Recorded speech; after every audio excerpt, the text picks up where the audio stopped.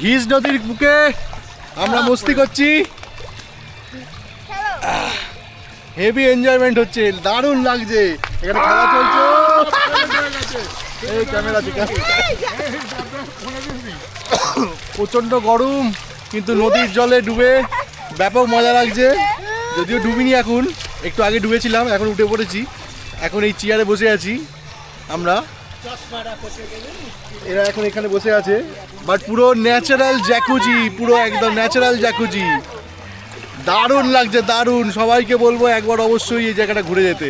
আমরা আছি বনময়ূরী রিসর্টে, পাশে আরেকটা আছে পেশিয়ানো, একটু কস্টলি, একটু হাইফাই ব্যাপার, আগে থেকেই বলে দিই, ঠিক আছে। তার পাশে আরেকটা আছে তপবন আরও, যে কোনো একটাতে আসতেই পারো, থাকতেই পারো, তোমাদের ব্যাপার। বাট ব্যাপক মজা করছি আমরা। Bappa, how is the josh? Josh! Hi, I'm Ginger!